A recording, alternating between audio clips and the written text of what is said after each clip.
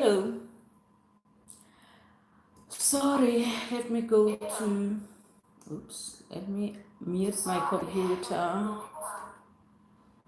Okay, so I can see myself and I'll be able to see your comments. And hi everyone, say hi so I can see who you are. I hope you guys are doing well. I am doing well, and I'm gonna try to avoid looking on my computer while I'm speaking with you guys. And I hope you guys are doing well. It's a Sunday and a relaxed one at that. Okay, so I was hoping to do this whole thing in English, Afrikaans, Zulu, and Xhosa, but my Afrikaans translator isn't here now, and I'm pretty much by myself. And sorry for the portrait. I tried to flip my computer, but it would not flip. Okay. So, but anyway, I hope you guys are doing well. Hey, Likona. Hey, Charles. I hope you guys are doing well. And I don't know if you guys are subscribers, some of you I know, but I don't know if all of you are subscribers. But a quick introduction. And by the way, I do have a full video on introducing myself, which is my first ever video here. If you search for it, you should be able to find it if you sort by the oldest. But anyway, so my name is MamaDee. That's the name that I go by, and I am originally from South Africa, and I live in America at this present time in my life. I have three kids, two kids that are biologically mine, and one kid that is I've adopted as mine. But anyway, I wanted to do this Q&A because I've been asked a few questions by people, and I wanted to kind of answer them all at once. And I am going to and by the way, feel free to interject, to comment, and basically ask me any questions that you would like that are related to either South Africa or related to America as an immigrant, as an expat, as someone who's lived in America for 20, almost 21 years, no, 21 years at least now. So I think I can speak credibly on both countries, even though I always have to remind myself that I've been gone from South Africa for over 20 years. So a lot of what I have is stale, but I go to South Africa often enough to feel like I still have credibility. Even now, if you remember, I was in South Africa in April of this year. So, but anyway, so I'm going to go ahead and answer the questions, whether the people who have asked them are here or not. I'm going to go ahead and ask them. So, and answer them, sorry.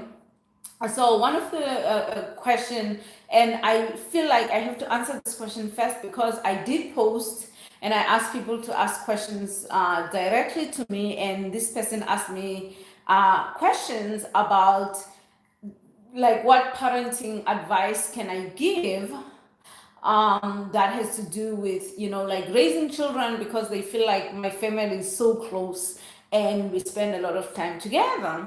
So that question is kind of probably the most difficult question to answer, because there's no one size fits all when it comes to either family, when it comes to raising your children. You do what's best and what works for you and your children.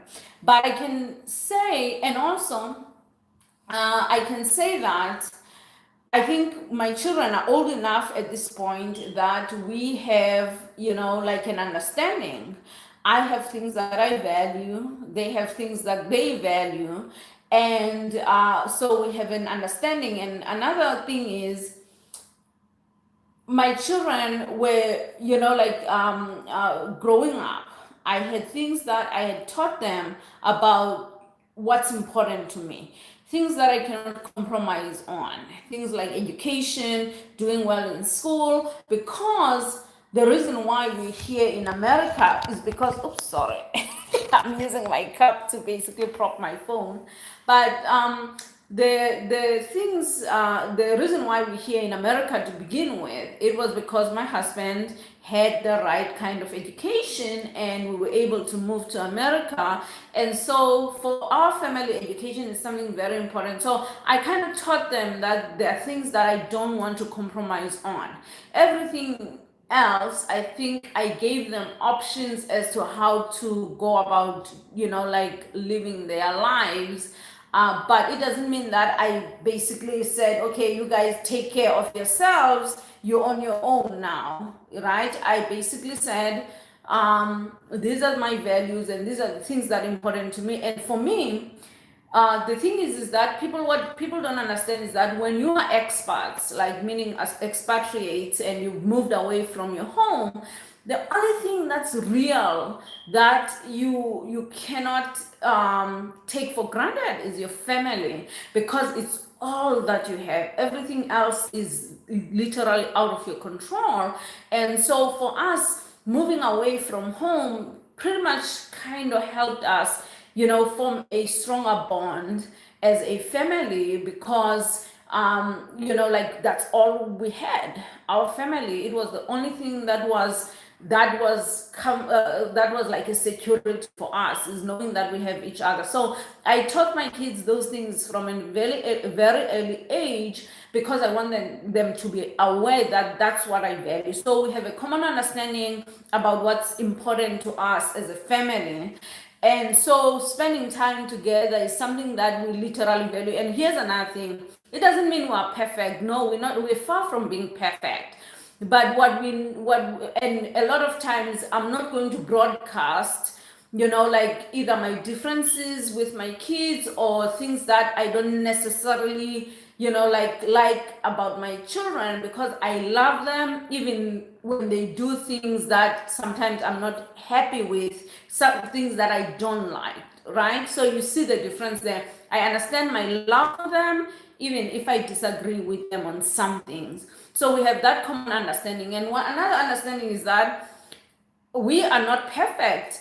I understand that I'm not perfect. I understand that they are not perfect. They also, I hope, understand that I'm not perfect either, even though they would beg to differ, I'm sure, and say that maybe, like I think that I'm perfect. I know I'm far from being perfect, but there are things in life that work and that you have to go through with them, even if they're not necessarily what you want to do, right? So I let my children know I'm very honest. I'm a big believer in communication, and I'm very honest about what I value and what my feelings are about any situation. And another thing is they are free to express themselves, to let me know whether we can agree to disagree on some things, but they are free to express themselves, at least in my view, and that allows for them, that allows for me as well as the parent to be free and express myself. So communication is a big part of our family value. Education is a big part of our family value. And also we go on vacation together. We absolutely enjoy going on vacations together. Remember, when you're on vacation, you're kind of away from your everyday routine. And so you basically away from the things that trigger you, that trigger negative, emotions, all those things. So that's an opportunity for us to reconnect, to kind of reset things, and it always worked well for us. So I, as much as I enjoy going on vacation with them, I also understand the value of us going on vacations together and what that does for us. Okay, so I hope that answers your question. If you have anything else that you would like to ask concerning parenting and how you keep your children motivated on certain things that you value, this would be the time to talk about. Sorry, I didn't mean to go very for a long time, but when it comes to my children and parenting, I'm very passionate about it. And that's because you saw my mom.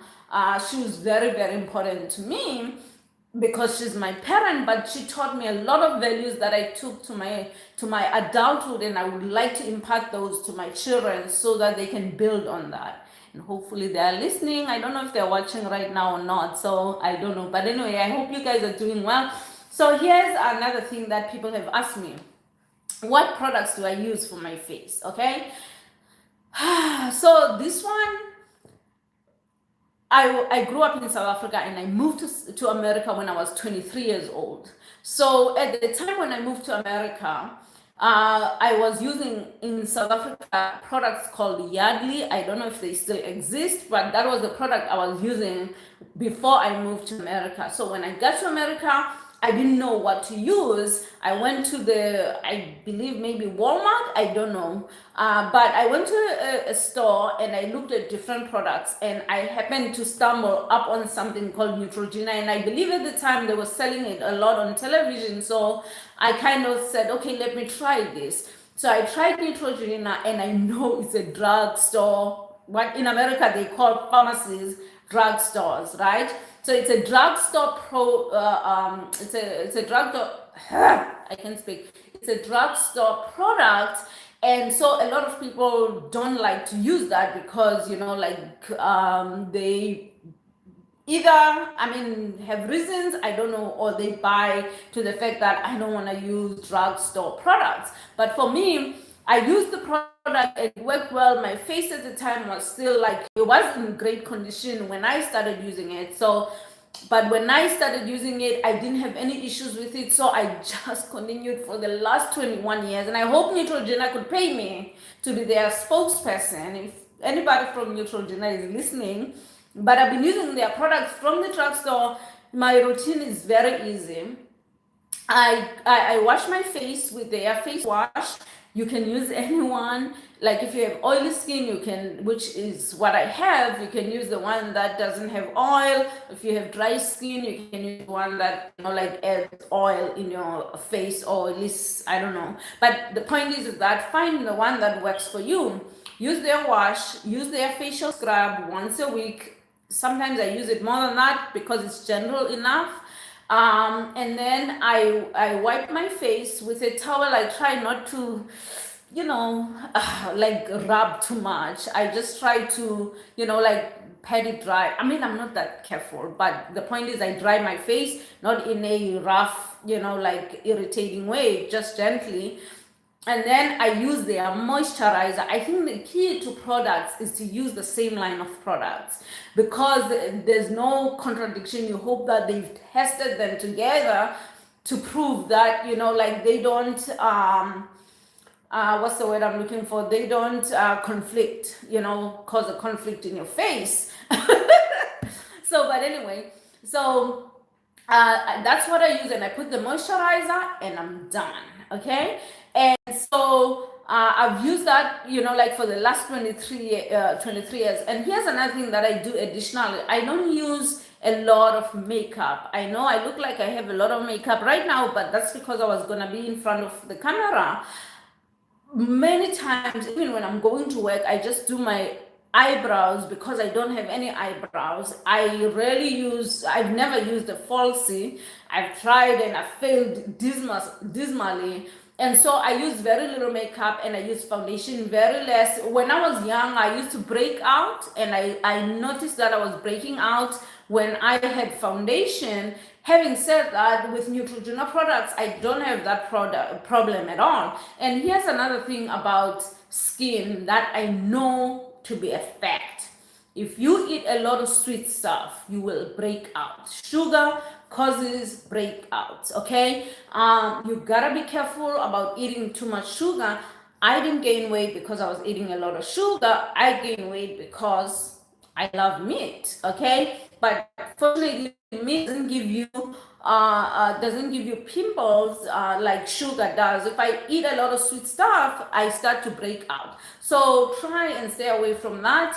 And another thing is that obviously I'm very light skinned, so I am a little bit careful with what I use with my skin because my skin, I think it's sensitive. So I also make sure that my moisturizer has FPF, I think 30, so that at least I have a sunblock, so that when I'm out there and about, I don't burn. I burn very easily, believe it or not. When I went to the beach the other day, a few weeks ago, I was peeling all over because I didn't put enough sunscreen. So you have to protect your skin, and it really, protecting your skin has nothing to do with how light or dark you are. You want to protect your skin from sun, because sun actually makes you age more than anything.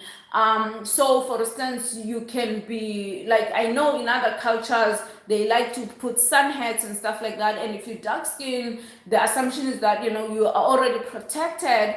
But think about it. Imagine if you were to live 120 years 20 years and you still look fabulous because you have dark skin. So what I'm saying is, you can protect your skin at any color. And also another thing is, the focus when it comes to your skin must always be to bring out your glow, your natural glow, meaning that you're not trying to change your skin color, either making it too dark, even though when I contour my skin, my face look a little bit smaller, a lot smaller by the way, but I didn't put any contouring right now. But I'm just pointing out that regardless of your skin tone, you can bring out your natural glow, your natural skin color, by making sure that you drink a lot of water, and also you do what is called clean eating. You can look it up. When you clean eat, everything becomes glorious. It's like the magic today of eating clean, meaning less processed food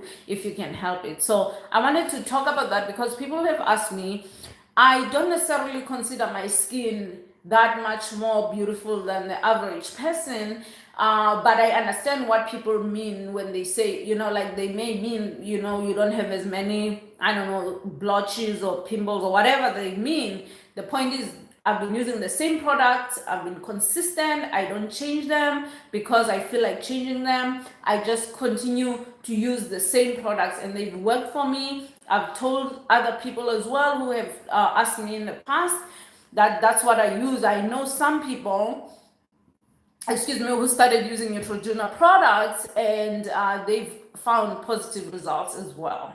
So that's what I've been using all these years. So another thing is, people ask me, they ask me if I will ever go back to South Africa. Okay, that question is a tricky one, and I want you guys to listen carefully, especially if you are expats. Okay, I've lived in America now for 21 years. I practically raised my children here. My son was born here. That is literally all he knows, right? I don't know what the future is going to hold for us, because first of all, I never thought that I'd ever be in America in a million years, because I grew up under apartheid. We were closed from the world. The only idea of America we had was something we saw on television. So, and even American, entertainment, it was, so I really could not even begin to dream about America. And it's so happened that my husband happened to go to school for computer science, and he finds a job in America because there were companies actually scouting for talent in South Africa, and he goes to the listening tour. The next thing you know, we're going to America. So it kind of fell on our lap. We never planned to do it. I had my big dreams of what I wanted to do in life and all those things. And so, but we already had a daughter, and I wanted to, to give her the best that I could give. So the idea of coming to America was not something that we planned. And I'm telling you this because I am trying to make you see that it's kind of hard for me to plan for long term when it comes to whether I will ever go back to South Africa or not. Obviously, I have family there. We have my mom and our siblings are over there, and extended family. Everyone is over there. We never brought anyone to America, and as a result, we go to South Africa often enough. And our goal in the near future is to visit as much as we can, much more than we visited in the past, because our children are older now. They're kind of out, doing their own things. And as a result, Mr. E and I, we're planning to go, more often. And I went again in April to visit my mom. So in terms of the long term, we might retire in South Africa, but the one thing I want to avoid, which was the biggest source of pain for me and my family was that there were times where, especially when we first moved to America, where we couldn't go home often. We couldn't afford to go home often. I was going to school, I was studying, my husband was working, he was the sole breadwinner, and so it was like a very, very challenging time in our family. And so we couldn't afford to go more often. And as a result, we were missing a lot of time with our families, with our parents. And that was a source of pain for us. We missed them. And even if we missed them, we couldn't afford to take the whole family. And our parents were really didn't want to come and visit, to be honest with you, which kind of always broke my heart because it would have been much easier and much cheaper for them to come, especially because they were also much younger. But we also didn't mind that as much because when we went home to visit, we saw everyone. So, and we also, I mean, obviously, we would have taken care of everything financially for them. Even to this day, that's what we've always done. And so we would have preferred for them to come over when we couldn't. But the point I'm trying to make is that I can't make long-term commitments as to what I'm going to do. It will happen when it happens because I don't want to repeat history in the same lifespan where I basically could not see my mom every time I wanted to see them, and then I repeat the same thing where I'm too far from my kids and I cannot see them as much as I would like to see them. So that's really the dilemma of being an immigrant. I know some people who committed early on to moving abroad. They just brought all their family members through what they called through what they call chain immigration. Basically, you sponsor your parents, and then they sponsor your siblings, and then the siblings sponsor their children, and so forth and so forth, and then you have a large family here. For us, we never really committed that much, at least felt we needed to commit in the beginning because we were planning to go back. But as our kids grew up and we felt safe, we lived in a safe neighborhood, we didn't have to, like be too concerned about them and, like their safety. We were like, okay, we'll raise our kids here. Okay, we'll wait for them to go to college. Okay, now Luke is in college, as you know. And so like it kind of went like that, snowballed over time. And so I don't know what the future holds. But I am planning to build something in South Africa very soon, because we have things that we have to do as Xhosa people, and you need to have a family home to do something like that. And so I thought building a small house in South Africa where I can bring my family and relatives and everyone. We do this celebration. Luke is going to become a man soon.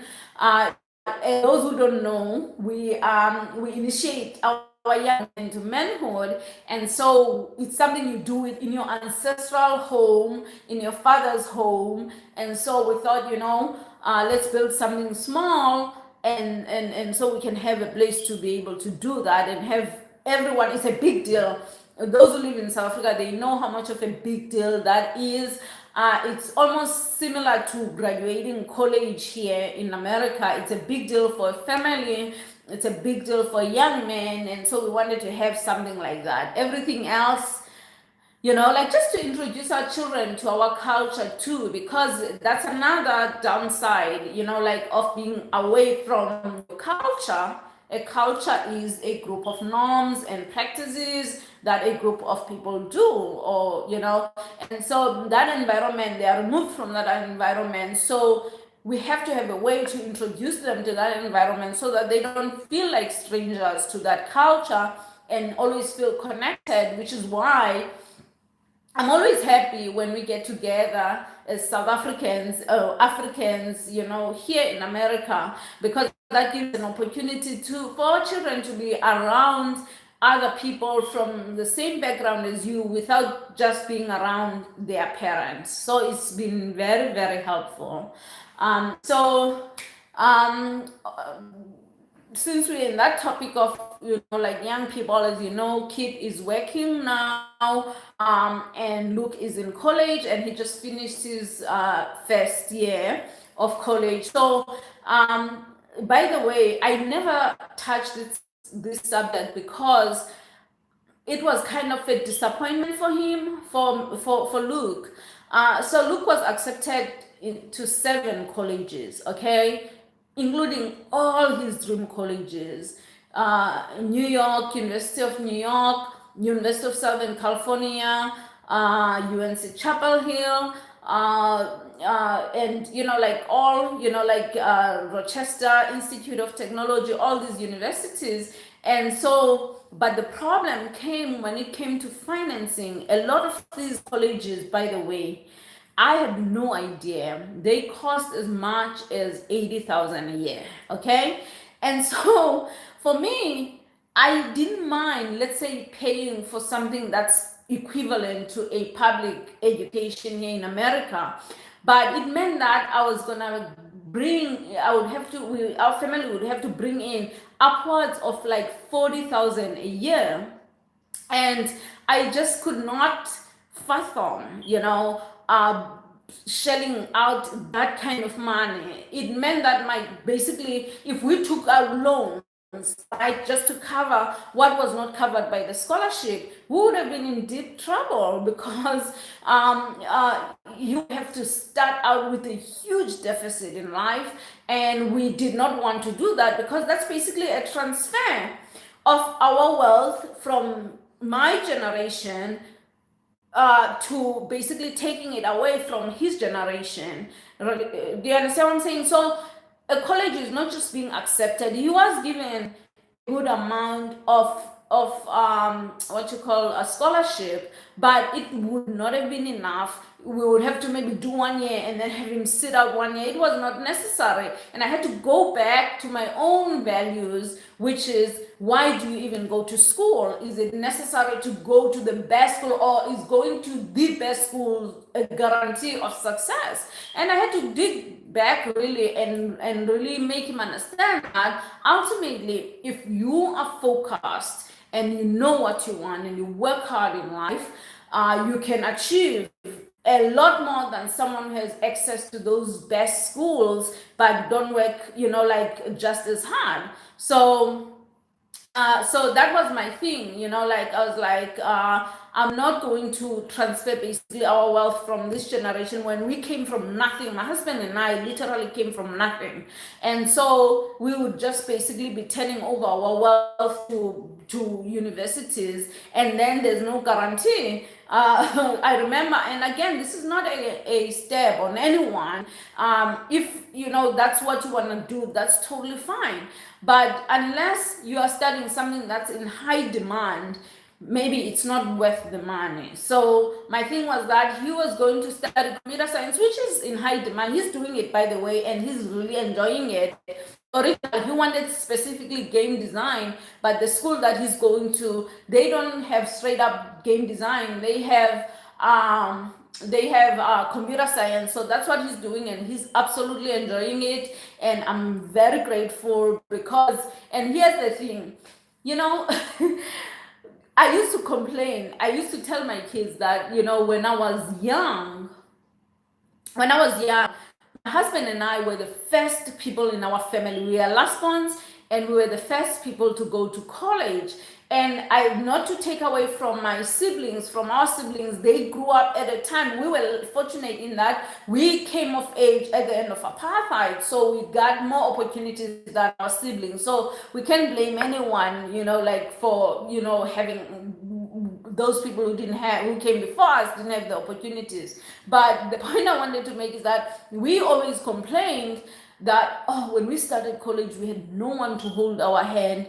We had no one to help us to even understand what does it even mean to attend college. Our parents never even had, education beyond 12th grade. And so we were always, saying, you guys need to use us. So we are here, we paved the way for you guys, and your responsibility is to make sure that you come to us when you need help and stuff like that. So, but our kids,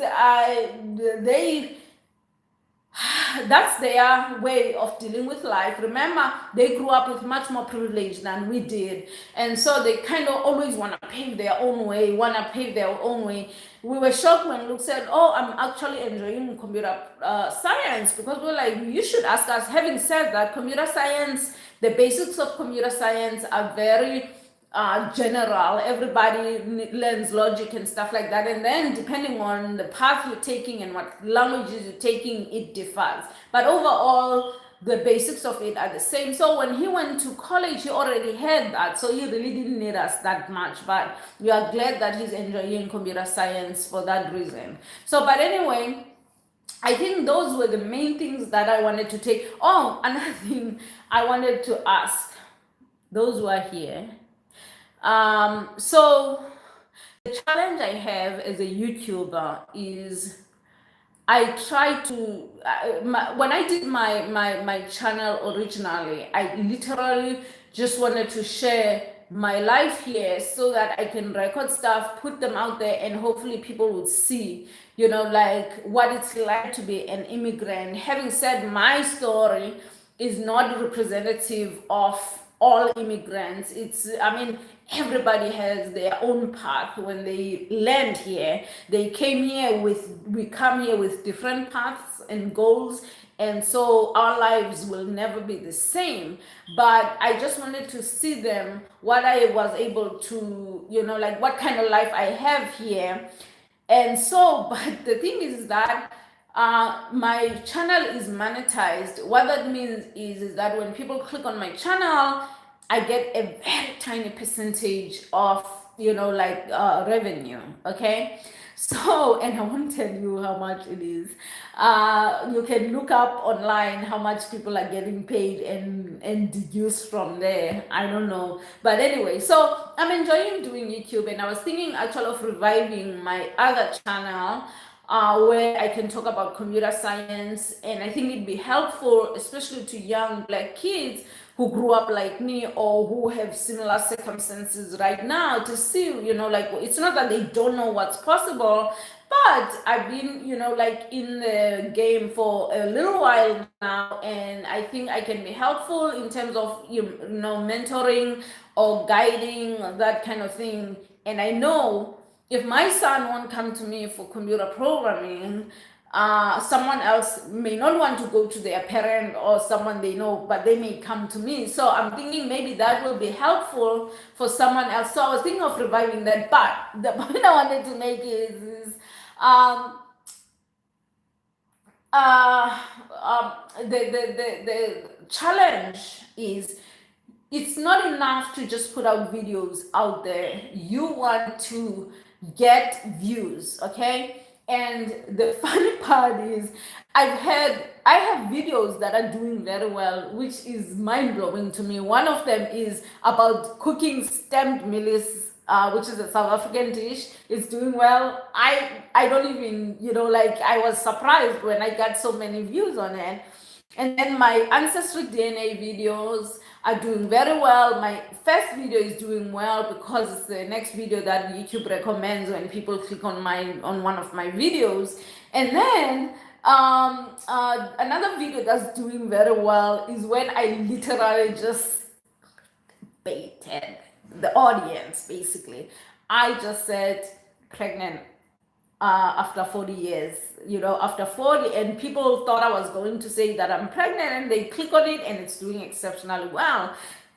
Who am I to stop it? Why would I stop it? So some people don't watch till the end, where they see that I actually was joking, and some people watch, which, I did give good advice there, and I still would love to give good advice actually on pregnancy, because I think there's an ingredient that a lot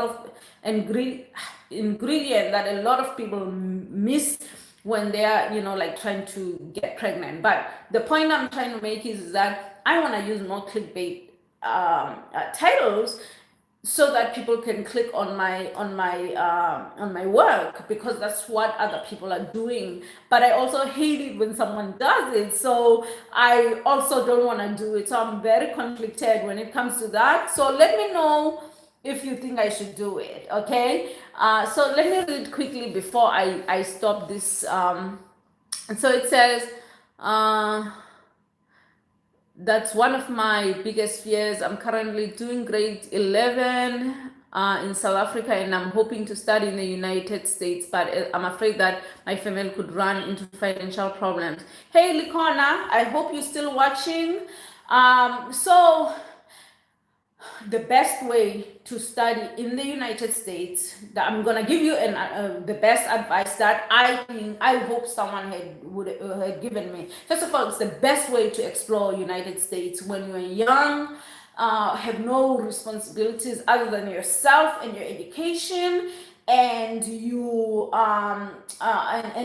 can get a scholarship. So work really hard, understand the process of what it takes to get into like schools in the United States. By the way, United States, just like UCT, University of Cape Town, they are focused on diversity, and they will open their arms to a kid who's growing up in Africa than they would a black kid growing up in America. And that's a sad reality.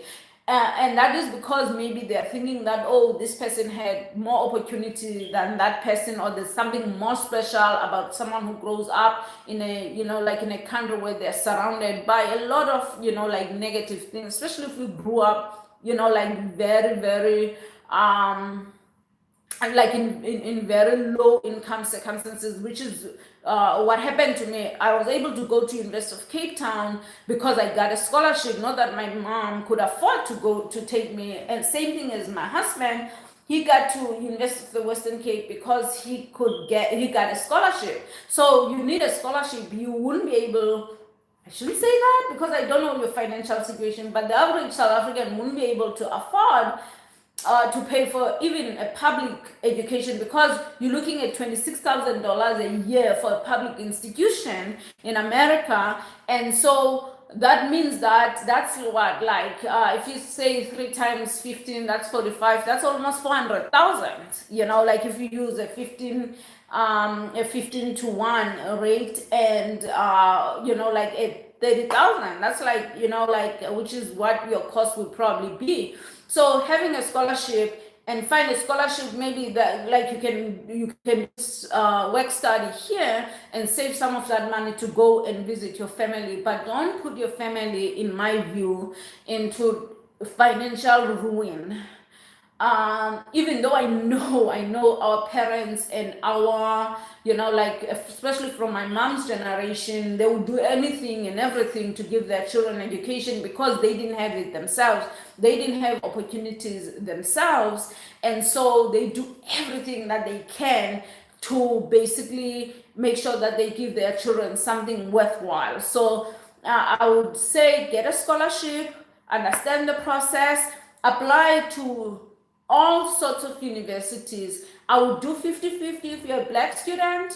I would apply to historically black colleges. You can look them up online. And I would apply to, like, general institutions. Historically black colleges love kids from Africa because that actually it really exposes their students, which are largely black, to African culture in a way that is real. So that would be my advice to you, and I hope that this was helpful, and that you would follow through, because even if you don't plan, and I would say that even if you don't plan to come to America and live for a long time, but studying here may hopefully help you back home get some credibility and distinguish you from other students, so that maybe you can get, like, a better job, that kind of thing. I'm not guaranteeing anything, because South Africa and a lot of Africa actually has made a lot of advances when it comes to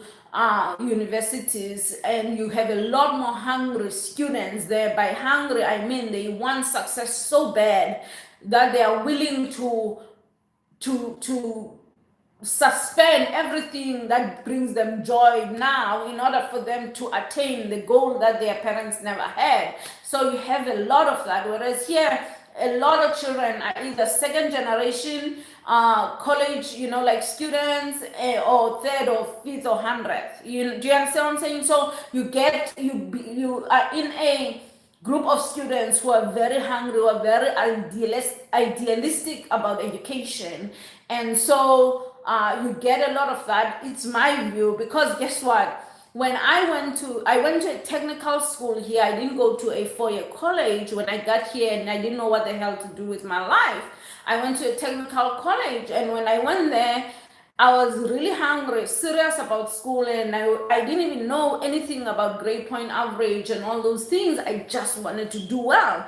And I happened to have very good teachers that taught me, I hope, well enough that, like I could be confident enough, like to go out in the world and look for a job and apply myself, and, like, and be where I am today. Having said that, I'm not necessarily happy with where I am. I still have a lot of things I want to achieve, because comfort is the enemy of progress. So I have to remind myself that I have these big goals that I want to achieve.